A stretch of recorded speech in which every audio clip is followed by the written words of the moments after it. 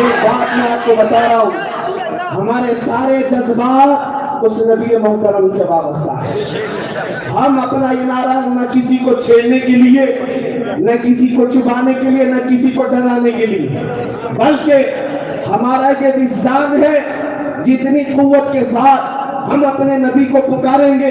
ہم نے دیکھا ہے دنیا کا دستور تو یہ ہے, جب کوئی سائل کھٹکھٹاتا ہے کسی کا دروازہ, ایک بار, دو بار, تین بار تو کوئی غیرت مند آدمی دروازہ کھولتا ہے. اور میرا نبی دنیا کا سب سے بڑا غیرت مند ہے, سب سے زیادہ اپنی امت سے محبت کرنے والا. اس وجدان کے ساتھ ہم پکارتے ہیں, آج نہ صحیح کل نہ صحیح کبھی تو یہ نعرہ مدینے پہنچے گا, کبھی تو پہنچے گا.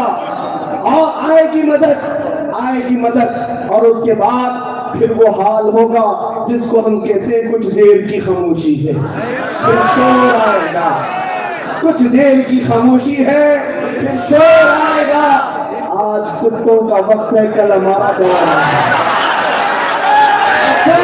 لبیک یا رسول اللہ, لبیک لبیک یا رسول اللہ, لبیک لبیک یا رسول اللہ, لبیک لبیک یا رسول اللہ.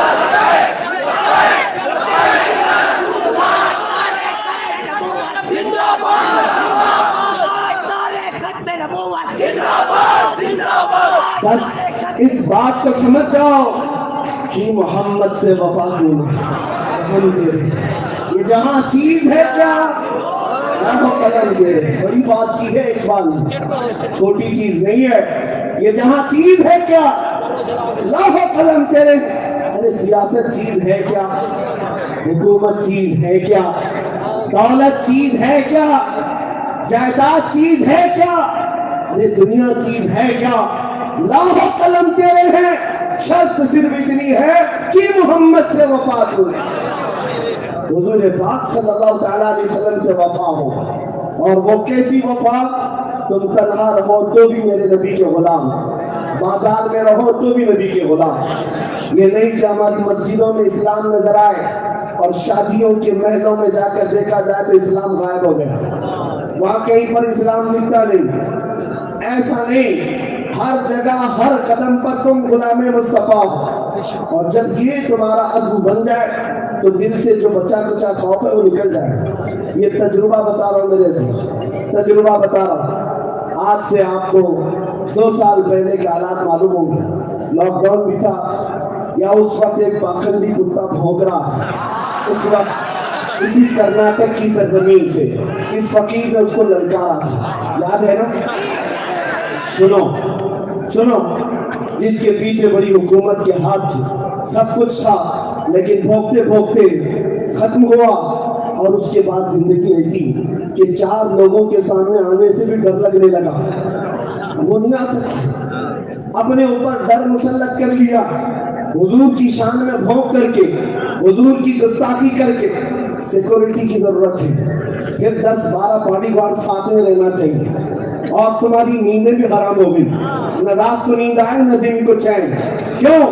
نبی پاک صلی اللہ علیہ وسلم کی شان میں توہین کرنے کے بعد تو تمہارا سکون غارت ہے, دن کا چین رات کا سکون سب غارت. اور 8 سال کا بچہ بھی گوفے میں آ جائے تو ایٹم بم لگتا ہے, ان کو ڈر لگنے لگتا ہے. ارے یہ بہت بڑا آتنکوادی آ گیا, ہر ایک پر ڈر. کیوں؟ یا رسول اللہ, جو تیرے در سے یار پھرتے ہیں, در بدر یوں ہی خار پھرتے ہیں. لیکن یہ بات میں اس لیے عرض کر رہا ہوں, جس دن ہم نے حضور کی عزت پر بات کی تھی, ہم نے اعلان کیا تھا, سچ بتاتا ہوں, سال بھر میں نے ممبئی کی سرزمین پر ایسے گزارے, رات کے وقت میرے گھر کا دروازہ بھی بند نہیں ہوتا تھا, کبھی نہیں. دروازے کی کڑی نہیں تھی, کھلا دروازہ سوتے رہے, کبھی کسی بات کا خوف نہیں آیا. دور دراز سے علماء کے فون آتے, سب ٹھیک ٹھاک تو ہے. ہم تو کہتے ہم تو یہاں آٹو میں بیٹھ کے گھومتے ہیں, کوئی فرق ہی نہیں پڑتا. بازار میں چلے آتے ہیں, کوئی فرق ہی نہیں پڑتا. بلکہ اس کے بعد ہم نے محسوس کیا کہ حضور پر بات کرنے کے بعد جن لوگوں کی رات کی نیند خراب, دن کا چین ختم, اور مجمع میں آ نہیں سکتے، لیکن ہم نے الٹا دیکھا ہے، حضور کی وفا میں بات کرو، جہاں جہاں پروانوں کا ہجوم ہی ہجوم۔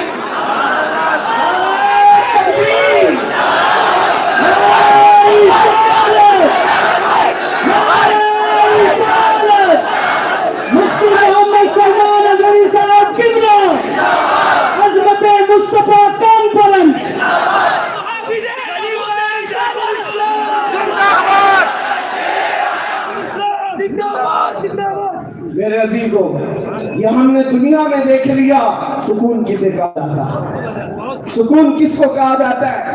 اب تو یہ ہے میرے عزیز، کچھ لوگوں کو اب بھی یہ لگتا بھی ہو، آج یہ بڑی ذمہ داری کے ساتھ کہہ کر جاتا ہوں، میرا یہ پیدائشی صوبہ ہے، میرا یہ وطن ہے، میں صوبہ کرناٹک سے تعلق رکھتا ہوں۔ اگر کسی کو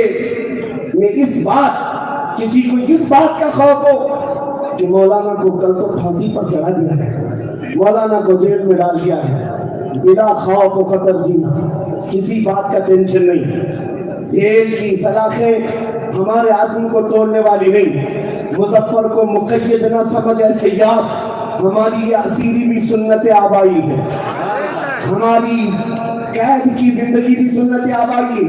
اور اگر ان تمام حالات کے بعد ہم نے تو اپنے آقا کو پکارا ہے، اب تو سکون جو دیکھنا تھا زندگی میں دیکھ لیا، اب اگر جان جاتی بھی ہے ہم پکار کر کے جائیں گے اس دنیا سے، کوئی گل باقی رہے گا نہ چمن رہ جائے گا، پر رسول اللہ کا دین حسن رہ جائے گا، سب فنا ہو جائیں گے کافی وہ، لیکن حشر تک نام حضرت کا زبانوں پر چلن رہ جائے گا۔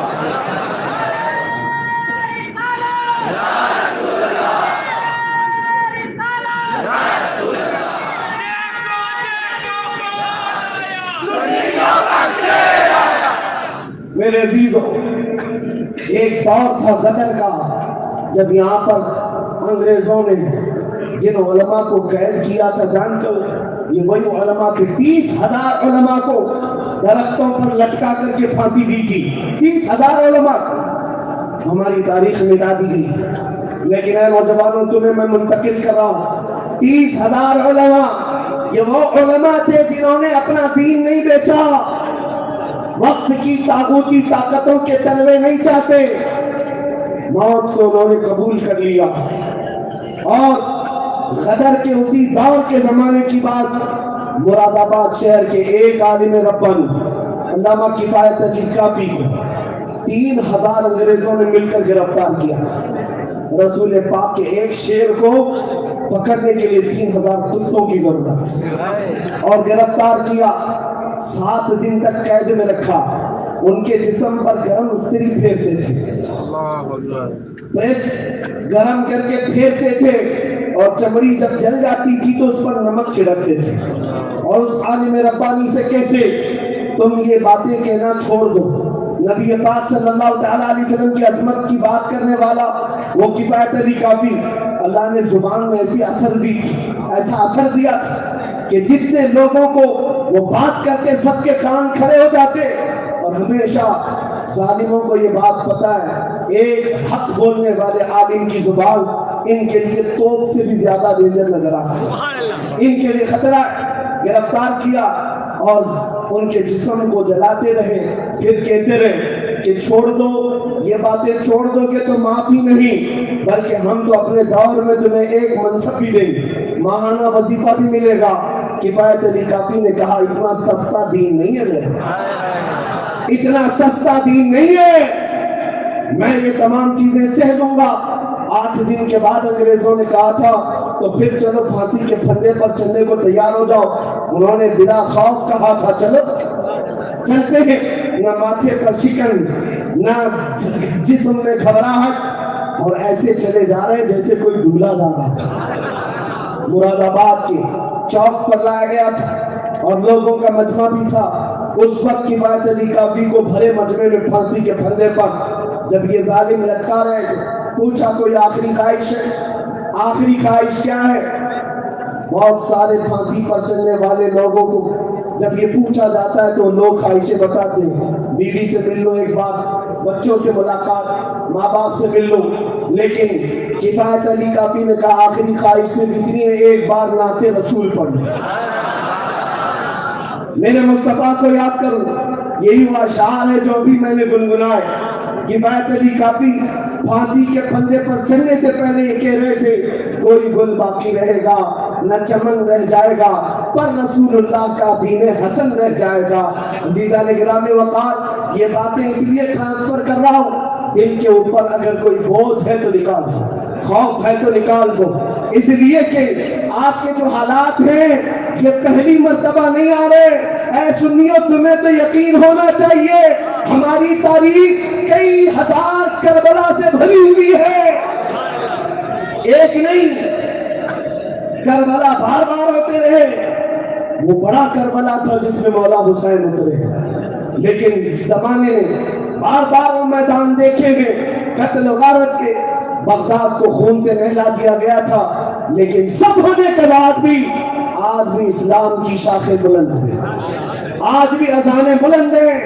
کئی مرتبہ تخت و تاراج کر کے اس کو نیست و نابود کرنے کی باتیں کی گئی، اعلان کیا گیا، آج بھی دیکھتے نہیں دھرم سنسد کے نام پر چند لومڑیاں بیٹھتی ہیں اور سوشل میڈیا پر ایک چھوٹی سی کلپ ڈال کر کے وائرل کرتے 20 لاکھ مسلمانوں کا وناش کر دیں گے، اسلام کا وناش کر دیں گے، ختم کر دیں گے۔ ان کتوں کو یہ پتہ نہیں وہ 10 سال میں اپنے بدن کی کھجلی نہیں مٹا سکیں گے، وہ اسلام مٹانے کی بات کرتے ہیں۔ اسلام تیری نبض نہ ڈوبے گی حشر تک، تیری رگوں میں رواں خون ہے 4 یار کا۔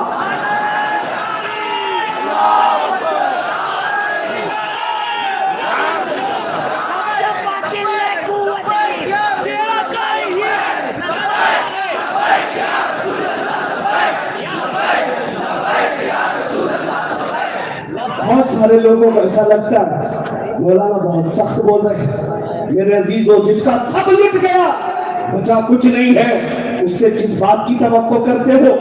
آج ہم امت کے حالات دیکھ رہے ہیں، اپنے دل پر ہاتھ رکھ کر کے بتائیں مسلمانوں، کیا وہ فلسطین کے بچوں کی چیخیں پوری دنیا کو نہیں سنائی دیتی؟ ملک شام کو انہوں نے ایسا تاخت و تاراج کیا ہے، 50 لاکھ سے زیادہ لوگ بے گھر ہیں، جن کو دوائی بھی نہیں پہنچتی، کھانا بھی نہیں پہنچتا، وہ گھاس کھانے پر مجبور ہے۔ یمن میں جا کر دیکھو، ایک گوشت کا ٹکڑا انہیں میسر نہیں، مہینے ہو گئے۔ عراق میں اپنی آنکھوں سے ہم نے دیکھا ہے، ایک گوشت کا ٹکڑا بھی اگر تم بانٹنے کے لیے چلے جاؤ، بچے 100 بچے جھپٹ پڑتے ہیں، اور گوشت کا ٹکڑا اگر مل بھی گیا آنکھوں سے لگاتے ہیں اور روتے ہوئے جاتے ہیں اماں کے پاس، مہینوں کے بعد گوشت آیا ہے۔ میں پوچھتا ہوں دنیا سے، کہاں ہے وہ ہیومن رائٹس کی بات کرنے والی تنظیمیں، جو حقوق انسانیت کی بات کرنے والی تنظیمیں؟ اتنے بڑے خسارے کے بعد کہیں سے کوئی آواز اٹھتی نظر آتی ہے آپ کو؟ کہیں سے بتاؤ؟ پورے شہید ہو گئے، ہمارے علاقے پورے کے پورے خون میں سرخ کر دیے گئے۔ وہ اسرائیل 70 سال سے مسلمانوں کے خون سے کھیلتا ہے، دنیا میں کسی کے منہ میں زبان نہیں۔ اب بھی ہم نہ بولیں کہ ہمارا اتنا حق نہیں رہ گیا کہ ہم امت مصطفیٰ کے حقوق کی آواز اٹھائیں؟ عزیزان گرامی وقار، اگر تم یہ سمجھتے ہو حالات کے ساتھ ہمیں جی لینا ہے، تم جی لو، اس لیے کہ میں ٹیپو سلطان کے صوبے سے تعلق رکھتا ہوں۔ تم جی لو، تمہاری مصلحت، تمہاری حکمت تمہیں مبارک، ہمیں ٹیپو سلطان کی حکمت مبارک، اس لیے کہ اس شیر میسور نے کہا تھا کہ ادھر کی 100 سالہ زندگی سے شیر کی 1 دن کی زندگی بہتر ہے۔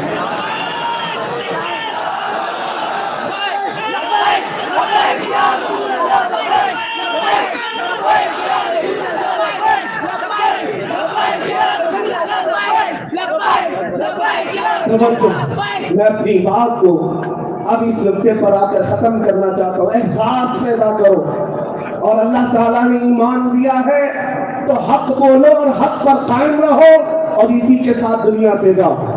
اللہ کی بارگاہ میں تو کھڑا ہونا ہے، جا کر منہ دکھانا ہے، اس لیے کسی طاقت سے خوف زدہ ہونے والے کا نام عاشق رسول نہیں ہے۔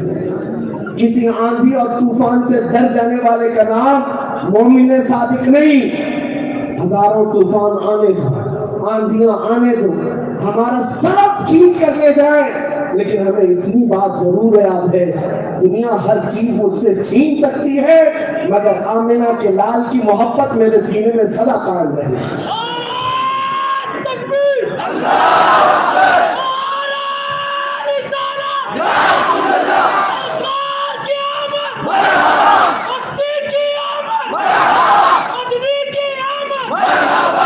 توجہ، سیدنا عمر بن خطاب کی بات یہ کہہ کر کے میں اب گفتگو سمیٹ رہا ہوں۔ مجلس میں بیٹھے ہوئے ایک روایت ملتی، حضور پاک صلی اللہ علیہ وسلم نے قبر کے حالات بتائے۔ یہ بہت امپورٹنٹ چیز ہے، تمہارے پاس کون سی دولت ہے میں بتا رہا ہوں تاکہ تمہیں ڈر کر نہیں جینا ہے، ڈر کر نہیں جینا ہے، سر جھکا کر نہیں، سر اٹھا کر۔ ایک بات بتاؤ، کیا تمہارا تعلق کسی مجرم قوم سے ہے؟ کیا تمہارا تعلق کسی آتنکواد سے ہے؟ کیا تمہارا تعلق کسی چور نکمے سے ہے؟ تمہارا تعلق مدینے کے تاجدار سے ہے، اور تم سب کا عقیدہ یہ ہے دنیا کا سب سے سچا انسان میرا آقا ہے۔ سارے اچھوں میں اچھا سمجھیے جسے، ہے اس اچھے سے اچھا ہمارا نبی۔ سارے اونچوں میں اونچا سمجھیے جسے، ہے اس اونچے سے اونچا۔ یہ عقیدہ ہے نا، ڈر کر جینے کی بات ہی نہیں۔ حضرت عمر سے حضور نے پوچھا، جب قبر میں لوگوں کو دفن کر کے چلے جاتے ہیں، دو فرشتے آتے ہیں، نیلی آنکھوں والے، کالے چہرے والے، مردے کو جھنجھوڑ کر اٹھاتے اور سوالات کرتے، بتا تیرا رب کون، تیرا دین کیا، اور وہ سختی کے ساتھ سوالات کریں گے۔ سنو، سیدنا عمر بن خطاب سے پوچھا، اے عمر تم بتاؤ جب فرشتے قبر میں آئیں گے تم کیا جواب دو گے؟ توجہ، عمر بن خطاب عرض کرتے، یا رسول اللہ آپ کی بارگاہ میں ایک عریضہ یہ ہے، آپ مجھے یہ بتائیں آج جتنی میں آپ سے محبت کرتا ہوں کیا یہ محبت مرنے کے بعد قبر میں بھی باقی رہے گی؟ حضور پاک نے فرمایا، اے عمر جو مجھ سے محبت کرتا ہے اس کی محبت حشر تک باقی رہے گی، قبر میں بھی رہے گی، حشر تک باقی رہے گی۔ تب حضرت عمر نے رقص کرتے ہوئے، وجد میں آتے ہوئے یوں کہا، خوشی، رقص کا جملہ میں جو کہہ رہا ہوں خوشیوں کی بات استعارہ کے ساتھ کہہ رہا ہوں۔ حضرت عمر نے کہا، یا رسول اللہ اگر یہ محبت قبر میں بھی باقی رہے گی تو پھر چھوڑ دے، میں خود نپٹ لوں گا، نکیر ہے ان کو کیا کہنا ہے۔ گھر نہیں، منکر نکیر کے سوالات کے جوابات میں خوف نہیں، اس لیے کہ حضرت عمر یہ بتا رہے تھے، یا رسول اللہ کل مصیبت بعدک جلل، اگر آپ ہیں تو پھر ہر مصیبت ہلکی، ہر مصیبت چھوٹی ہے۔ اسی لیے آج اے سنیو، دنیا اگرچہ کہتی تمہارے پاس کچھ نہیں، کہہ دو ٹھیک ہے ہمارے پاس کچھ نہیں، لیکن جو دولت ہمارے پاس ہے وہ پوری کائنات میں کسی کے پاس نہیں۔ میرے آقا نے فرمایا، اللہ کے نبی صلی اللہ علیہ وسلم نے فرمایا کہ وہ میرے آقا امت کے ساتھ ہمیشہ ہے۔ جب ہمارا یہ یقین ہے تو بس اتنی دولت ہی کافی ہے، اتنی دولت کافی ہے۔ آج کے اس مجمع کا خلاصہ، لب لباب، حاصل کلام میری گفتگو کا صرف اتنا ہے، آج ہم یہ عہد کر کے اٹھیں گے انشاءاللہ، عہد کر کے اٹھیں گے، جینے کا طور طریقہ کچھ کو بدل کر اٹھیں گے، زندگی کے معاملات کچھ کو بدل کر اٹھیں گے۔ بہت جی لیا اپنی مرضی سے، بہت جی لیا اپنی خواہشات سے، بہت جی لیا اپنی آنکھوں کی ہوس بجھانے کے لیے، لیکن اب جیوں گا تو میرے مصطفیٰ کے لیے۔ کیا یہ عزم کریں گے؟ ہم نے اپنی مرضیوں سے زندگیاں گزاری، لیکن آؤ میرا یہ یقین کہتا ہے اس بھرے مجمع کی اس طرف کو دیکھنے کے لیے میرے آقا صلی اللہ تعالیٰ علیہ وسلم کی طرف سے ہوائیں ضرور چل رہی ہوں گی، کیونکہ مدینہ طیبہ تک ہماری باتیں ضرور جا رہی ہوں گی۔ وہ سرور کائنات ہمارے اس مجمع کو دیکھ رہے ہوں گے، کیونکہ ہم تو یہ کہتے ہیں وہ آئیں گے، آتے ہوں گے، ابھی آئیں گے، یہی سوچ کے ہم نے محفل کو سجا رکھا ہے۔ ہوا کا موسم بتا رہا ہے، وہ زلف اپنی لہرا رہے ہیں، سواری طیبہ سے چل پڑی ہے، حضور تشریف لا رہے ہیں۔ میں یہ پیغام دے کر جا رہا ہوں، آج کے اس مجمع سے ہم یہ عہد کر کے اٹھیں گے، ہم اپنی مرضی سے جیتے رہے لیکن میرے مصطفیٰ کو حاضر و ناظر جانتے ہو، میرے آقا کے بارے میں عقیدہ رکھتے ہو، ہم یہاں سے پکارے وہ وہاں سے سنیں، عقیدہ ہے؟ عقیدہ ہے؟ اگر ہے تو سنو، توجہ کرو مدینے کی طرف اور پکار کر کے یوں کہو یا رسول اللہ میں مجرم ہوں آقا مجھے ساتھ لے لو، میں مجرم ہوں آقا مجھے ساتھ لے لو، کہ رستے میں ہے جا بجا کھانے والے، چمک تجھ سے پاتے ہیں سب پانے والے، میرا دل بھی چمکا دے چمکانے والے، برستا نہیں دیکھ کر ابر رحمت، ہم بدوں پر بھی برسا دے برسانے والے۔ اور حضور کی بارگاہ میں ادب کے ساتھ ہم عرض کریں گے، آقا دہن میں زبان تمہارے، بدن میں ہے جان، ہم آئے یہاں اٹھے بھی وہاں، اور زمین و زمان مکین و مکان چنین و چنا، اور یا رسول اللہ بنے دو جہاں، صبا وہ چلے کہ باغ پھلے، وہ پھول کھلے کہ دل ہو بھلے، ربا کے تلے ثنا میں کھلے، ہم سب کی زبان رضا کی زبان۔ بس اس پر میں گفتگو کو ختم کرتے ہوئے پھر سے یہ بات کہتا ہوں، سنیو اب یہ عقیدہ بنا لو، ادھر ادھر پکارنے سے کچھ نہیں ہوگا، تمہیں آج یہ عزم کرنا ہوگا، کون دیتا ہے دینے کو منہ چاہیے، دینے والا ہے سچا، لبیک یا رسول اللہ، لبیک یا رسول اللہ، لبیک یا رسول اللہ۔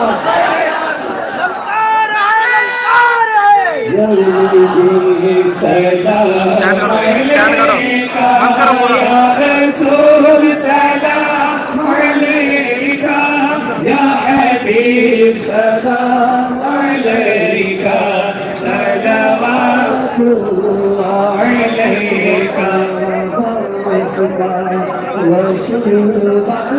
علیکہ واسطہ خواجہ پیا کا مرشد